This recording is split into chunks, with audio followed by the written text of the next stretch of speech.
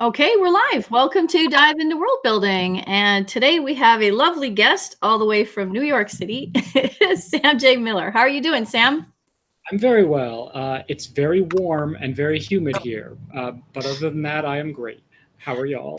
Oh, well, I don't know. How are you guys doing over there? Well, Yeah. it's kind of okay in Toronto. It's kind of cool. It was raining last night, so That's kind of nice. hmm I don't expect it to rain here until November, so Oh. welcome to California. Anyway, so I invited Sam on the show because we met at the Nebulas a little while ago, and I've always enjoyed your work, Sam. So I wanted to see if you could come and give us some sneaky backdoor insights on all the fantastical things that you create. That sounds like fun. Congratulations again on the nomination that you got this year for Nebula. Thank you. And so I thought we would talk a bit about Blackfish City, if that's all right with you. Yeah, of course. Sure. So obviously it's fabulous. No, stop. No, but like super interesting, super gritty, lots of really neat little details. And when you're working with an environment that complex, I always wonder how you find your way into it. Is there a seed that you can identify for where the story initially landed in your brain? Yeah, I mean, the story originated with a woman who showed up in my brain, as characters sometimes do, and demanded my attention. And she was accompanied by a killer whale. And I had seen the movie Blackfish, the documentary about killer whales kept in captivity, and cried the whole way through because it's really sad, and killer whales are amazing animals. Mm-hmm. And so I had really wanted to play with them in fiction and sort of spend some quality time with them, because I'm not allowed to do that in real life. They would eat me.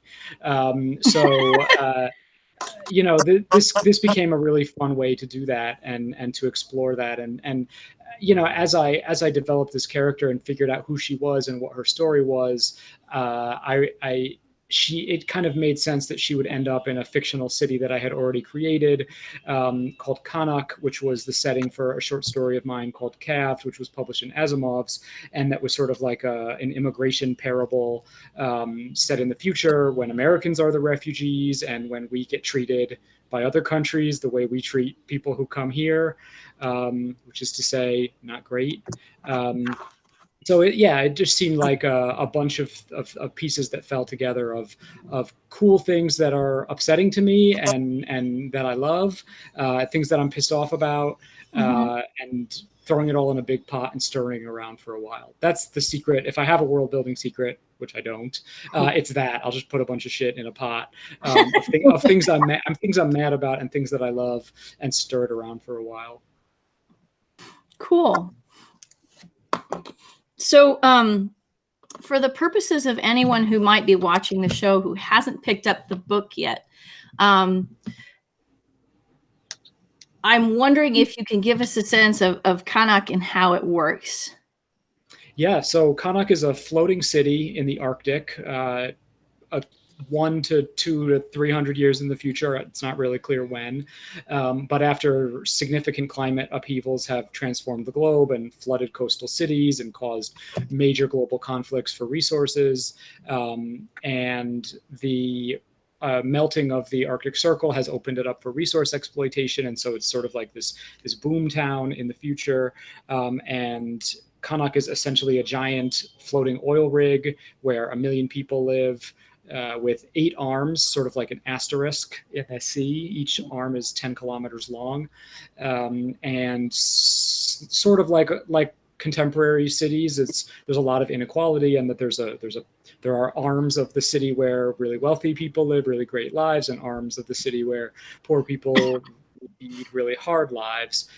But throughout the city, there are all the things that make cities wonderful. There's lots of people from different backgrounds living together and making food and making music, and having conflicts and love and family, and chosen family. So in a lot of ways, it's a lot of my feelings about cities. I've spent 15 years as a community organizer here in New York, working on issues of police reform and housing policy. And so sort of my feelings about how cities do and don't work, and who they work for and who they work against, are sort of the where I sort of laid the foundations for Kanak.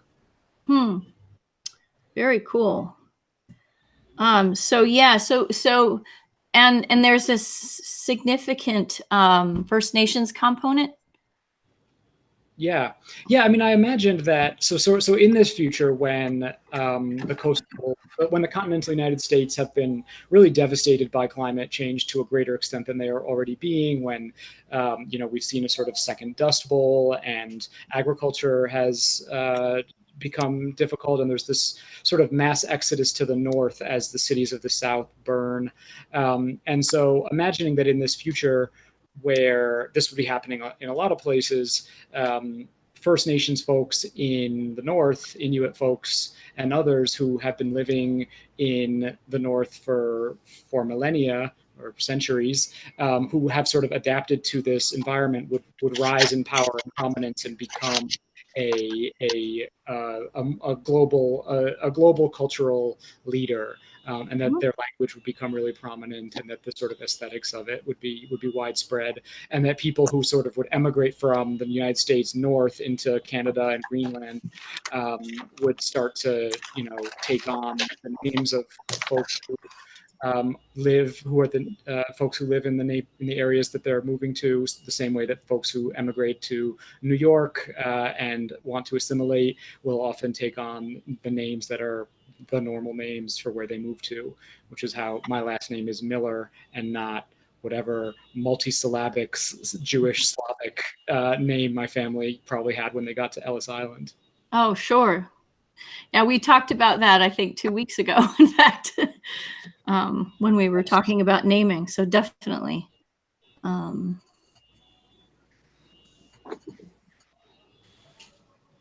Very cool. So how, what is the nature of your experience with these First Nations groups, and how did you go about doing research for the story?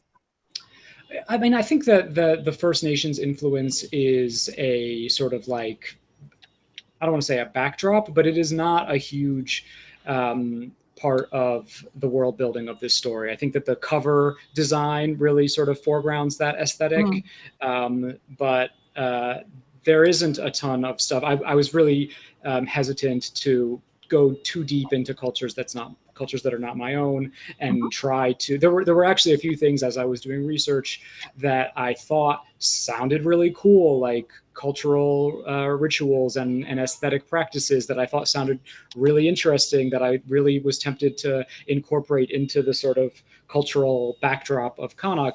But I'm not from that culture, and I don't know the ramifications of what I was reading about in books and on the internet. So wanted to sort of steer clear of that. I mean, this is very much, even though this is a floating city in the future, this is very much New York City. And this is very much the things that enrage me about New York City, and how politics works and how decisions are made.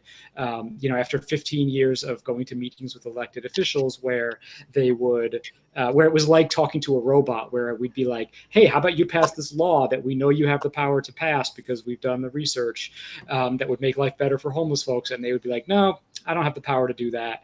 And it was really like talking to robots. So, one of the ways that Kanak is governed is that AI makes most of the decisions. And that if you apply for like a building permit, it's an AI that will make that decision.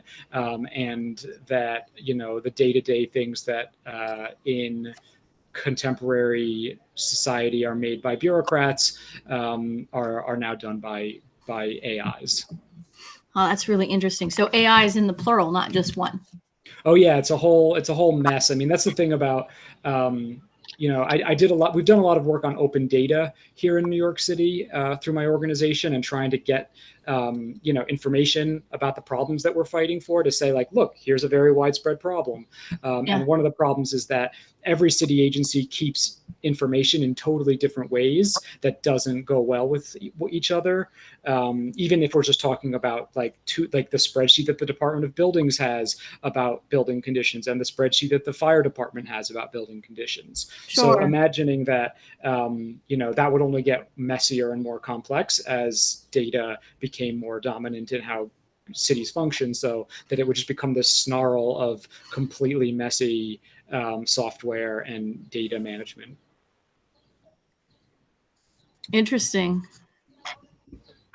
And so the multiple AIs are not always necessarily friends with each other, or well, it's not. Yeah, it's not that they're not friends with each other. They're not enemies either. It's sort of like, I mean, that's the thing about government, is it's supposed to be inefficient. It's supposed to work badly. It's supposed to make it difficult to make change. If you say like, here's a problem, it is not in government's best interest to be able to fix that problem, right? Because government is there usually to, facilitate rich people getting richer and poor people being exploited. And so if you say, look, hey, look, here's a problem, it's in the interest. It's a feature, not a bug, as far as like an oppressive government is concerned, to say like, oh, we can't do anything about that because the data doesn't show the experience that you're living with is real. That's interesting. Sure. We're gonna see the underbelly for sure. Well, okay. So can we talk about foods in Kanak? Sure. I love food. Tell us about food in Kanak. Yeah, I mean, I think that, I'm trying to imagine a floating city in the Arctic, and what would food be like there, and what are the things that, if we have people from all over the world that have come, you're going to find this really interesting assortment of cuisines and cultural influences on the food, but it will be adapted to what the circumstances of the place look like. So that there's a lot of like, vat-grown meat, and sort of like protein sources that are farmed in ways that are not dependent on having livestock, because that doesn't make sense in a floating city in the Arctic, and that you're going to have a lot more sort of aquaculture, I think it's called, where you sort of like have farmed fish and shrimp and other shellfish to sort of say like, here's a big tank of something that we can just boil alive and make food out of, and that you might have some further genetic modifications that can sort of make shells edible, or things like that. Yeah, interesting. So yeah, imagining a sort of like rough and tumble, very minimalist, very sort of Spartan set of foods, and that you would, for wealthy folks, they would probably have giant floating greenhouses so that they could produce some level of the sort of like food quality and taste abundance that rich folks would be used to in the pre-collapse world. But that, by and large, it would be characterized by the sort of inventiveness and creativity that characterizes folks who have to do a lot with limited resources. I looked a lot to. Oh, sorry. No, go ahead. Yeah, I was looking a lot to Hong Kong and the Kowloon walled city, which was for a while the most densely populated place on Earth, as a heavy influence here, because it was this very densely populated place where conditions were really to outside folks really bad, and people like agitated for change, but that it was also producing a ton of food, and so looking at the ways in which slums, or what people perceive as slums, play shaping culture and cuisine. So can you tell us a little bit more about that? Like what were the things that you found most interesting in your research on those particular regions and their cuisines? Yeah, I mean, I have been a vegetarian for 22 years, so my meat and seafood knowledge is pretty minimal. But apparently for a while, Kowloon walled city in Hong Kong was producing massive amounts of fish balls that were like feeding the world with these fish balls that folks were producing in very sort of in factory settings that were very DIY and in very small spaces, so that folks could make a lot of food with the kind of resources that you might not imagine that there would be that kind of volume of food creation. That's really interesting. Yeah, and then we had also traveled to Thailand in 2015, and been sort of incredibly impressed with the way that food is made and prepared and shared and sold, and the ways that here in New York City we have like street food culture, but it's very different than what you'll find in other places. And so like stalls where folks would be able to like flash fry really good noodles really quickly. So that kind of thing of imagining like really good, really inexpensive food that would be widely available. That's very interesting. So you said there are a million people. Yeah. Okay. So how did you decide how to organize? Because I know you said that there are some of the, what do you call them, arms? Some of the arms have rich people on them and some have poorer people on them. Was there a particular system that you used to set that up, or was that something that was relatively random? So, there's a certain degree of like, well, let's try this and see how this works. When I'm world building, I have like usually like a rough sense of things, and I try to have some logic, however flimsy, undergirding it. So I was imagining that the sort of wealthy people would be on the southern side of the asterisk, because the northern sides would be exposed to harsher weather coming from the Arctic Circle, and so that those places would be less desirable, so the wealthy people would want to live in places where the wind was not so significant, for example. And sort of undergirding it all, imagining that it would be built on a geothermal vent, that they had developed a sort of pyramid of to capture geothermal energy, so that things like heat so that heat, for example, which is a really important thing if you want to live in the Arctic, would be a very easy problem to solve without the need for fossil fuels or other costly energy generation. So in some ways, people sort of characterize Blackfish City as a dystopia, but in a lot of ways, I think of it as very utopian. And a city where a lot of the problems that we face can be solved really easily, and that there's abundant energy, that you have methane generators that are collecting waste and using it to create light and electricity, that for example, you don't need a brutal, racist, militarized police force in order to have the city function.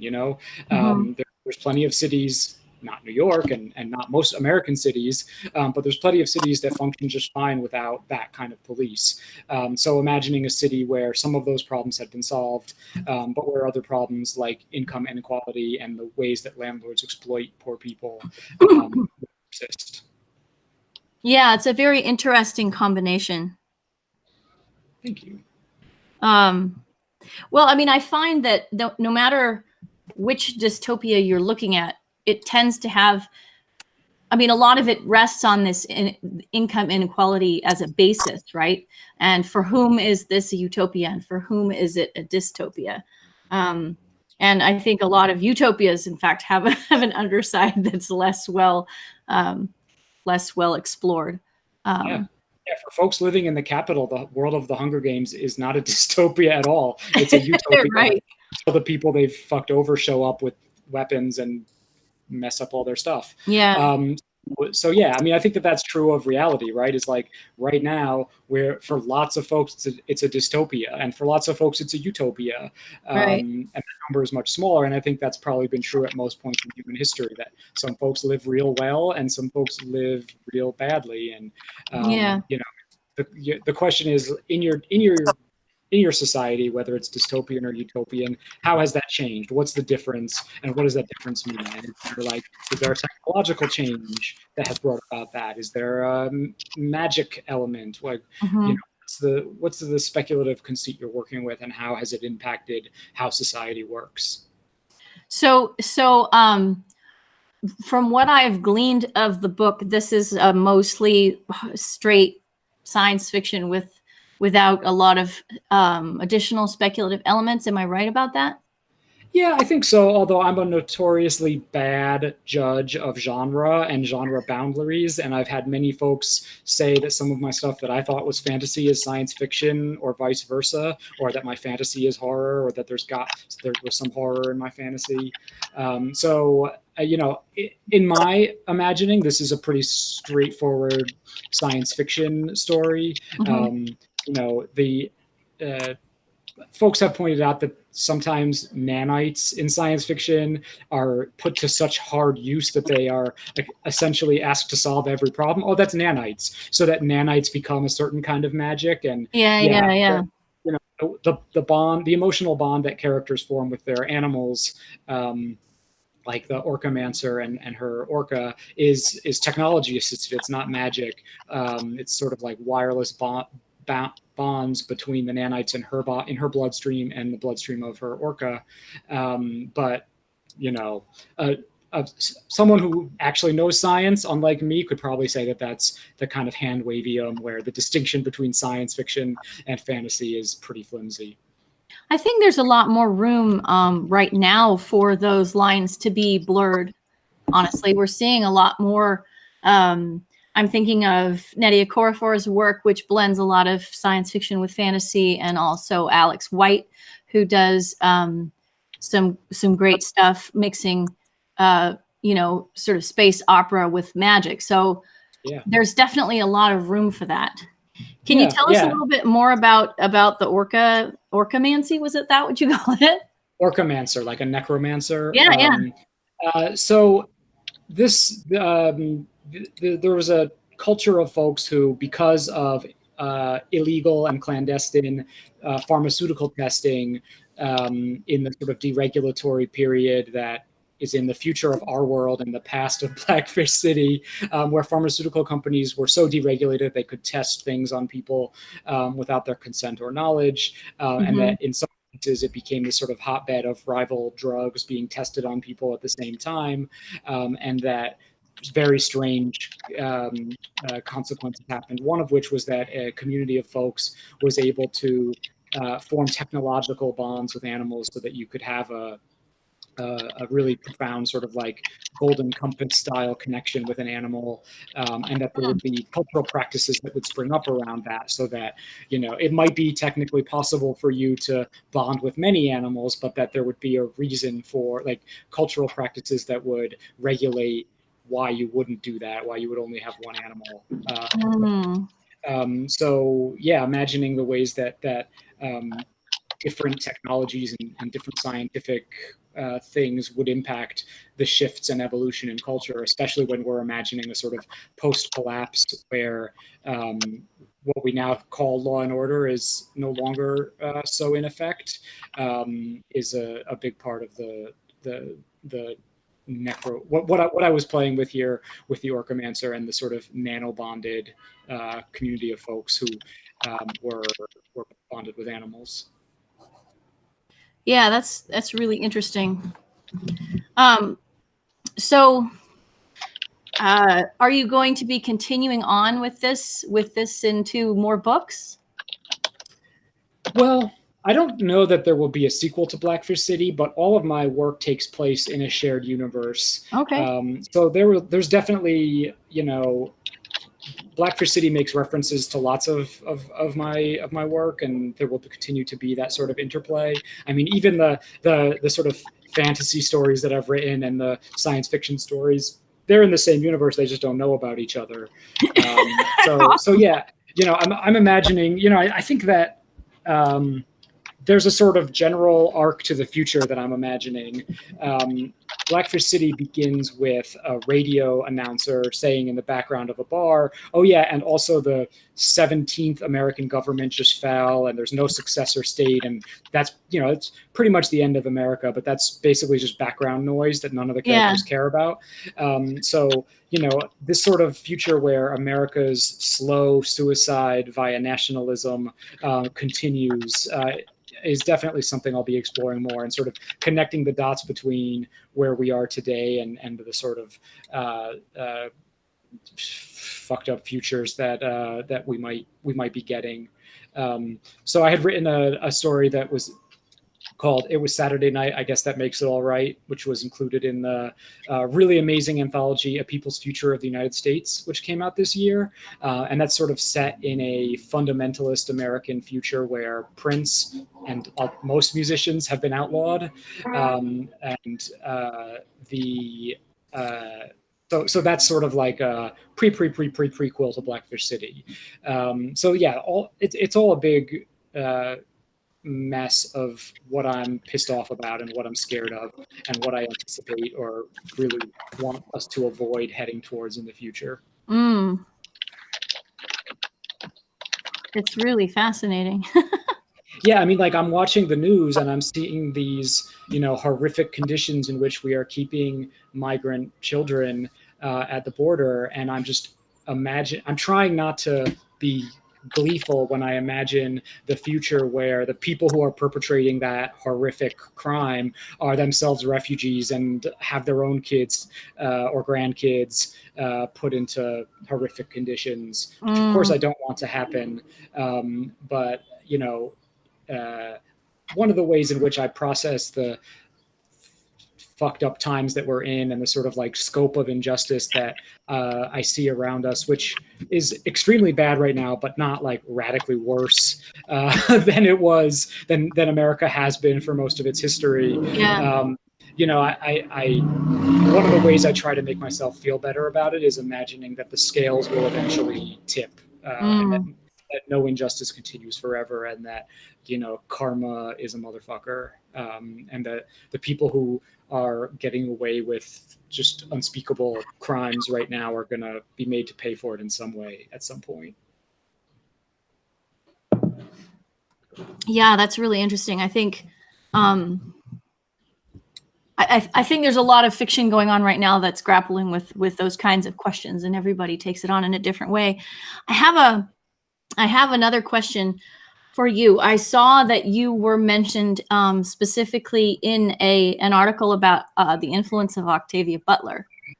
I wondered if you have thoughts on that and whether you might want to reflect on how you think that affects this book or any of your work particularly. Yeah, I mean, I could never quantify the impact Octavia Butler had on my work. I think that she's my favorite science fiction writer, and I think that reading her really freed me to think about how you can be a social justice minded person and a science fiction writer, and how those can go together. And so I think of it as sort of like I don't know, it's primal and it's foundational to who I am as an artist. But I think that if I had to boil it down, I would say that, my favorite science fiction novel is her book, Mind of My Mind. And what that did that rocked my world the most is looking at, if you did have superpowers, if you did have supernatural abilities, there's lots of great stuff you could do with them, but by and large, it would be really rough. It would be really awful to be able to read people's minds, or to be an empath who could feel people's emotions, and to be surrounded by horrific suffering all the time, as we all are. So yeah, I think that there's so much that's happening now in science fiction and fantasy that's incredible and amazing, and like so many of the sort of old guard white straight male default modes of storytelling are being shaken to their core. And I don't think it's hard for me to imagine any of that happening without the incredible work of Octavia Butler. Yeah. Do you have a particular gosh, it seems like, it seems like you have lots and lots of different ingredients of these social environments and their aspects, that there isn't any particular one focus that you have that I can detect, but is there a direction that you might, something new that you might want to look at in a current work or in a future work that you would like to tell us about? I just love so many kinds of books, and my reading is so all over the place that I'm constantly I probably should settle into a groove and just like write one kind of book so that I can make the people who like that book happy in a continuing sort of way. But like my next book, my next grown-up book is called The Blade Between, and it comes out in 2020, and it's a supernatural thriller. Can you say the name of it again, please? Yeah, it's called The Blade Between. It's also from Echo Press, who published Blackfish City. So, I think, there's like the other day I was like, I've never written an epic secondary world fantasy, and I've never written a sex thriller. So, I write all kinds of books, and every time I do, I'm like, oh, I want to write this kind of book, because the toolkit is always so different and exciting, and you can do so many different things. And so, I've been reading a ton. I'm a big fan. I have been a big fan of Ursula Le Guin for a while, but I had never read the Earthsea books, and so I'm reading the books. And I'm like, oh shit, I need to write a secondary world fantasy that like is, I had been turned off to secondary world epic fantasy by the sort of Tolkien bro complex of all the stuff that sort of tells a lot of the same stories as the Lord of the Rings franchise. But of course, that's not the reality of what fantasy looks like. That's only a part of it, and of course, you can do amazing stuff with it. So, I'm all over the place, and I foresee that being true for the foreseeable future. The groove I want to settle into. I'm writing. I just finished a hard science fiction short story, but now I'm writing a horror story. So, I don't know if I am a master of any trade, but I am I'm trying to be a jack of all genres. And that's because that's what I love as a reader. So, I don't know if that's a sound career decision, but it's a sound what Sam gets excited about decision. So, well, honestly, I think if you're not excited about it, why would you write it? So yeah. I think, when it comes to creativity and that sort of thing, you got to kind of follow where the spark is. Yeah, exactly. So very cool. Okay. So, there's so much in what you just told me that we could pursue. Can you tell us, actually, does anybody have questions about Blackfish City? Because I kind of want to see if we can maybe talk a little bit about your new book coming out. But I want to make sure we're not leaving behind people with burning questions that they haven't answered. Nope. Tanya, you have anything? I just have a comment that there were pictures that family was showing me, and I didn't know what blackfish was, and because they eat blackfish sometimes there, and I was like, okay, Blackfish City, what kind of fish is that? Wait, is it orca? I was like, no way. So that's the comment I wanted to make. That's like in St. Vincent. But I'm not sure if that is the same species that you're referring to, the orca, or if it's just happens to have the same name. Hopefully. Sorry.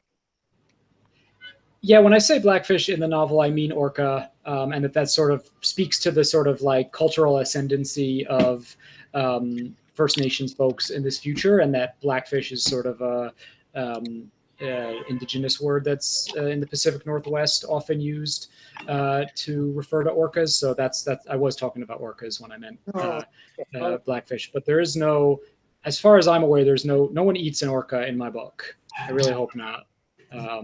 Okay, I think it's the same thing, because there are a lot of, I have a Carib ancestry, and that's one of the indigenous peoples of the Caribbean, and there's a lot of people in St. Vincent.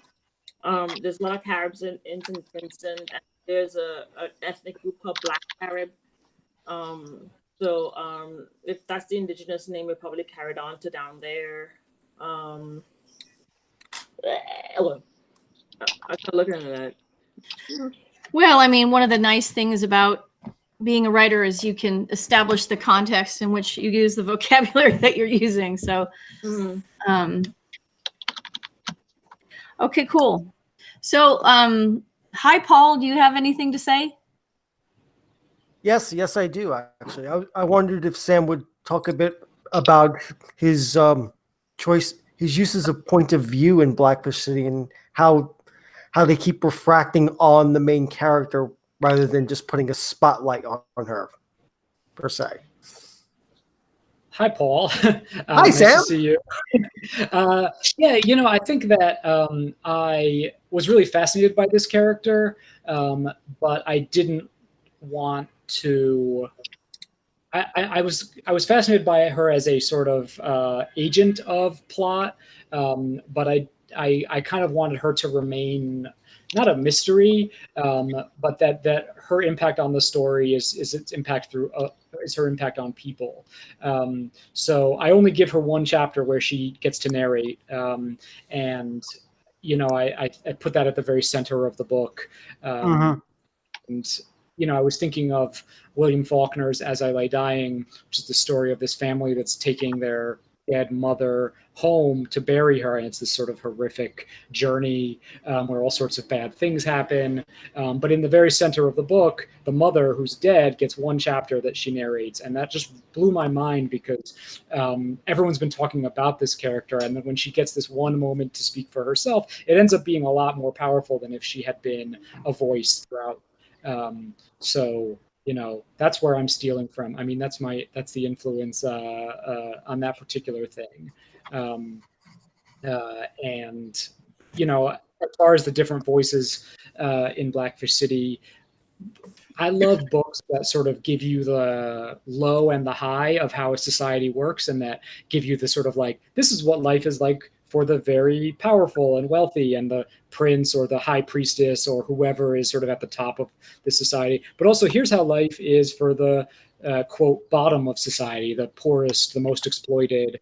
And so, we have these four POV characters who sort of represent that spectrum from arm 1 to arm 8, from incredible privilege and power to having essentially nothing, but that they all sort of like meet because they're all people, and that they all have an equal role and an equal amount of agency in moving the plot forward.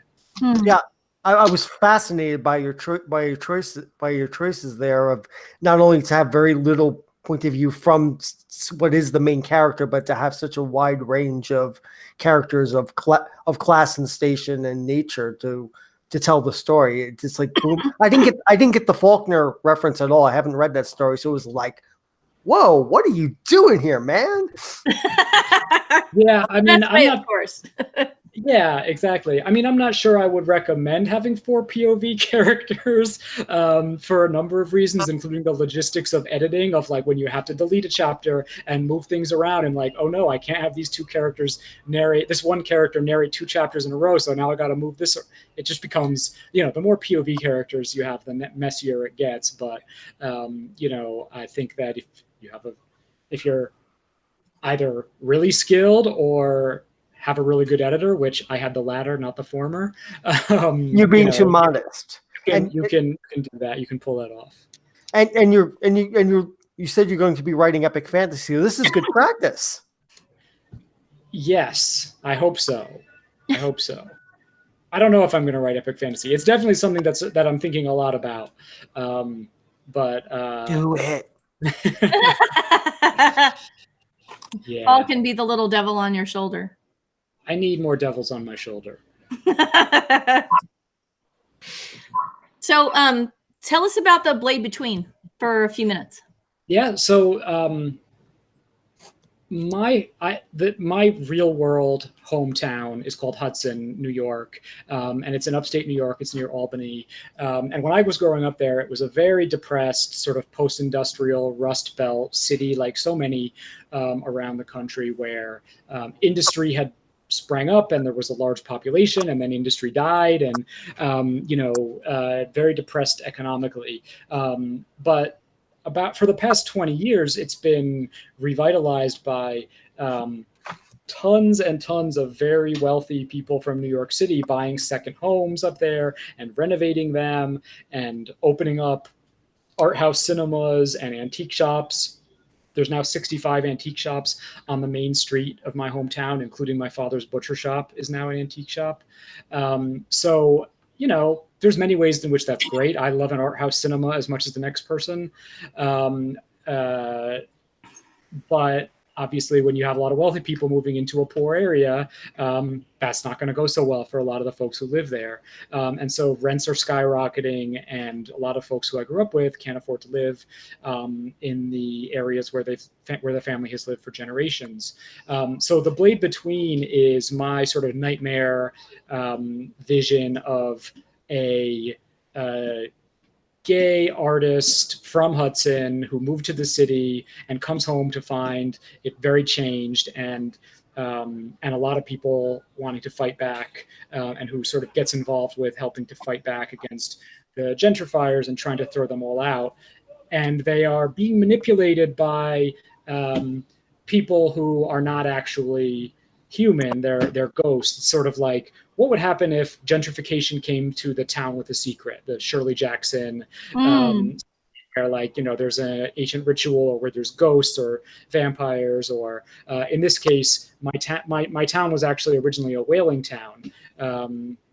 And so most of the wealthy people who settled there made their fortunes in whaling.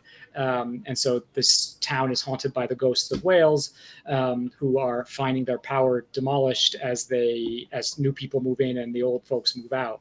So these whale ghosts are manipulating the human characters to organize a resistance to the gentrifiers that gets increasingly dark and disturbing and violent. Wow. That's so cool. Well, we'll see. I hope so.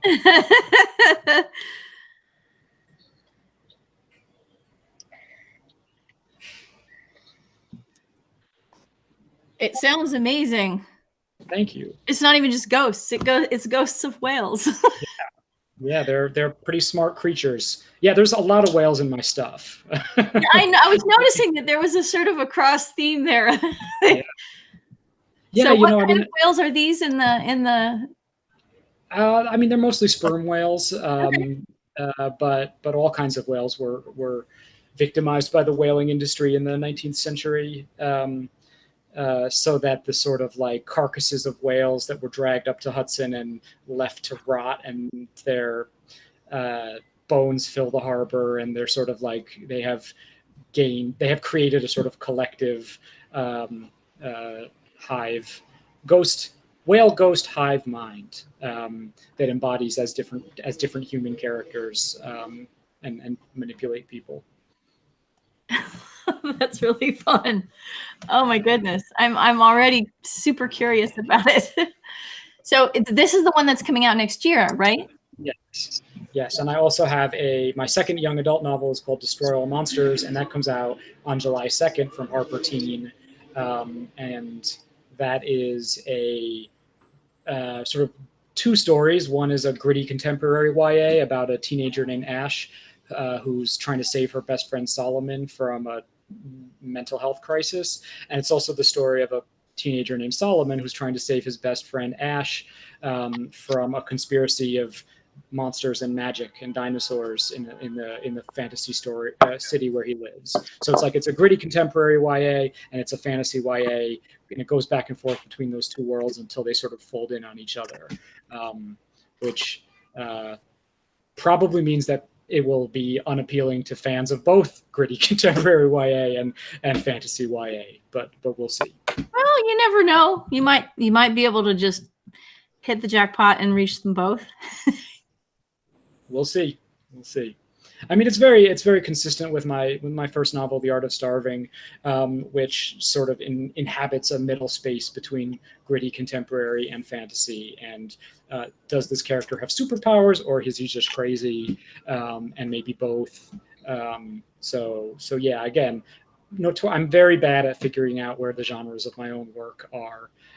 So this will continue that tradition of being many things, well or not so I well. don't think there's a problem with being many things. So, how are you guys doing, Morgan and Tanya? More questions? Not yet. No. I'm just taking it all in. There's a lot to take in. Yeah. Well, yeah. I was wondering if that shouldn't be pod mind rather than hive mind. But Oh yeah, that's sort of a No, throwaway. that is 100% right. And I have not yet handed in the new edit to my editor, so it is not too late to make that change. Morgan. I don't think. Yeah, that's a mention in the acknowledgments right there. I never use the word hive mind, but I could. I mean, pod mind. I honestly, I think that would be so cool. Noted. Okay then. See, this is why Morgan's part of my posse, because she's Well, there's also the and I don't know that it works the way now that it did 30 years ago, and I can't believe it's really 30 years. The Vampire Files. If y'all know what I'm talking about, the Pat Elrod's books, the No, Bloodless but and go on. they're old. They're about the first one is Bloodless, and it's by P.N. Elrod, and she's written a lot of stuff since then. But her first work, her first sales were these 6 books about Jack Fleming, who was a reporter until he got murdered, and how he goes about solving his own murder. And there was some discussion about whether Ace would be publishing it because it's clearly a fantasy, because vampires, or whether Charter wanted it because it was clearly a murder mystery. Well, Charter did not actually want to have anything to do with vampires at the time, so we got to keep it. Oh, that's really interesting, though. It was submitted to Ace to begin with, and I think it was Susan said, wait a minute, we should see if Charter wants this, because it is a mystery, and Charter said, no. That's my recollection, and it is 30 years. More than 30 years, as Laura Ann reminded me a while back. But they did well, because they are a mystery and they are fantasy. Mm-hmm. And so, and she is, as a writer, has clearly done quite well. Well, clear to me, she's still publishing 30 years on, I think. I've lost track. We definitely want to see Sam publishing 30 years from now. Yes, yeah. So, Me knocking on wood. yeah. There you go. The roundabout point is that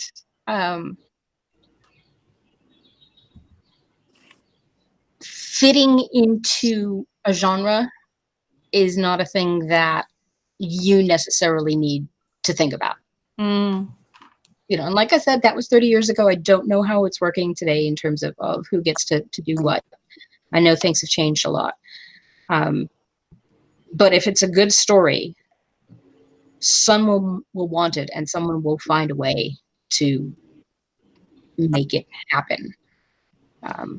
Yeah, no, I think there's definitely authors who very happily and naturally inhabit one storytelling mode and one genre, and they have their audience, and there's other writers who do not, and they're all over the place, or they have multiple, if not all over the place, maybe they have at least more than one genre that they work in, and they have their audience. And but if you've got a particular story that fits in one or more, or the single story fits in more than one genre, which is specifically the thing that I'm thinking of, because then let the marketing people and the editors figure that out. Exactly. Yep. Yeah. Makes sense. Well, we are 2 minutes to 5, so maybe we should wrap things up. Do you have further thoughts you'd like to share with us, Sam? So many thoughts. Well, None darn, that you'll would just have to come back. I will. We will. Yeah, none that fit in 2 minutes. Except that world building is awesome and fun, and I just like to say a bunch of crazy shit and put it on the page, and hopefully it coheres into what can be recognized as a world. Mm-hmm. Well, I mean, I think that's a great approach. I think one of the things that happens, because I'm a planner and because I know a lot of world builders who are planners, is that there tends to be a heavy emphasis in the show on lots of planning. But I always find it really refreshing when people come in and say, actually, I take a completely different approach. So that's nice. You can do it in multiple different ways. Yeah, I think so. I mean, I am definitely a half pantser, where I have a minimal outline that I follow, but usually I'm just letting the story and the characters surprise me. And I have a character and I start writing them, and as I write them, they fill in their own logic. But I take the same approach to world building. I very rarely sort of say, like, here's the world building that I want in this project. I'll just have a sense of, like, it's set in the future and there's a floating city and let's see what happens. And as I'm writing, like, oh, does the character need to get coffee? Well, what does getting coffee look like in a future city? Right. And so those sort of things answer themselves. Maybe I'll reach a point where I'll have to course correct and say, well, I never really answered the question of, like, what gender equality or inequality looks like in this world, or how the magic works when it comes to, like, how the magic system impacts sex work, for example, or whatever. If there's something that's important that I haven't gotten to, I'll go back to it and sort of fill it out. But usually it's just sort of like developing organically, which for me is just a euphemism for really sloppily. No, discovery. You're figuring things out and finding out how it works as you go along. Well, I mean, it helps that way of working. Real worlds are actually quite chaotic. Yep. Right. And that chaos is generally the product of lots of different, extremely large trends all crashing together at the same time. But I think that's one of the reasons why it would work. Yeah. And, the world building in the real world is terrible. Who the fuck is writing this shit?